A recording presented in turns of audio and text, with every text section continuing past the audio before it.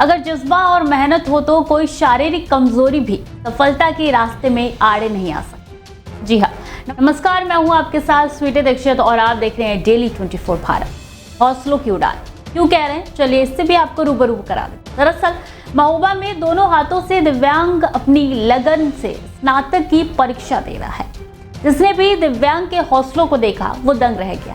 परीक्षा केंद्र में मौजूद अध्यापक भी दिव्यांग के इस जज्बे को देखकर हैरत में रह गए। दिव्यांगता के कारण हाथों में जान न होने के बावजूद भी छात्र अपने आत्मविश्वास से आगे बढ़ रहा है।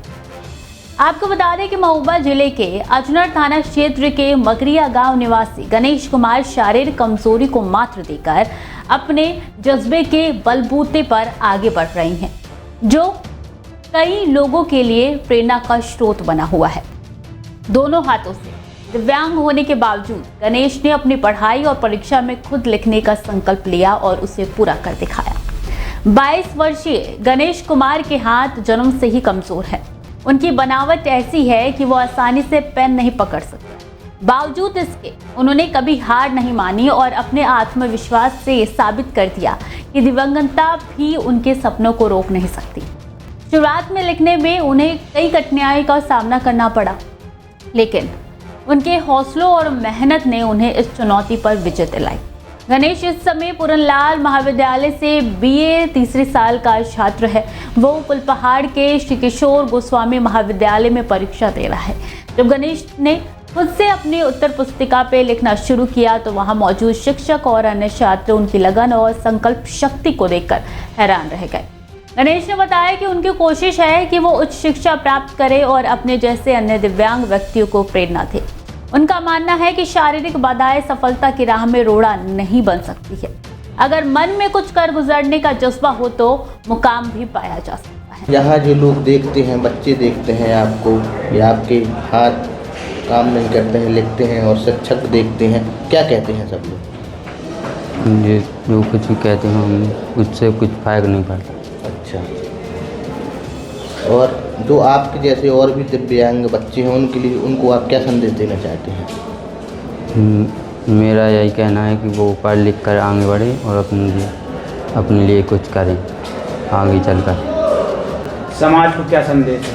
समाज जो बच्चे पढ़ नहीं पाते हैं वो माता पिता विद्यालय भेजें, स्कूल भेजें ताकि पढ़ सकें, क्या संदेश देना चाहोगे? मैं यही संदेश देना चाहूँगा कि जो दिव्यांग बच्चे हैं वो स्कूल में पढ़ें और आगे उन्नति करें। उनके इस प्रयास और साहस की हर कोई सराहना कर रहा है। गणेश न केवल अपने परिवार और गांव के लिए बल्कि पूरे समाज के लिए एक प्रेरणा का स्रोत बन चुके हैं। श्री किशोर गोस्वामी महाविद्यालय के परीक्षा प्रभारी दिनेश कुमार बताते हैं कि जब छात्र गणेश परीक्षा देने आया तो उसकी लगन और मेहनत को देख सभी हैरत में पड़ गए। पढ़ाई के प्रति उनका जज्बा मिसाल बन गया। अन्य छात्रों को गणेश से सीख लेने की आवश्यकता पड़ गई। वहीं अध्यापक आकाश मिश्र बताते हैं कि दिव्यांग परीक्षार्थी गणेश बीए फाइनल ईयर का छात्र है, जिसे देख हम सब भी चौंक गए, लेकिन ये एक प्रेरणा देता है उन बच्चों को जो शिक्षा से दूर हो रही हैं। दिव्यांग होते हुए भी गणेश अपनी मंजिल को पाने के लिए प्रयासरत है।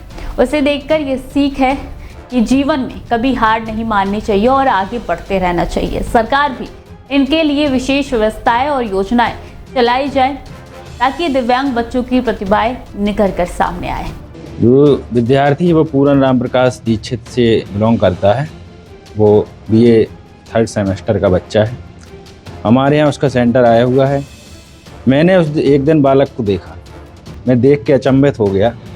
ये बालक लिख कैसे रहा है, जिसके दोनों हाथ विकलांग होते हुए भी वो पेपर दे रहा है। मैं बहुत चौंक गया देख के उसको। लेकिन ये एक प्रेरणा देता है बच्चों को। तो ये कहते हैं कि हम पढ़ नहीं पा रहे हैं, ये नहीं हो पा रहा है, ऐसे बच्चों के लिए वो प्रेरणा स्रोत है, जो विकलांग होते हुए भी पेपर दे रहा है और एक नई प्रेरणा बन रहा है बच्चों के लिए।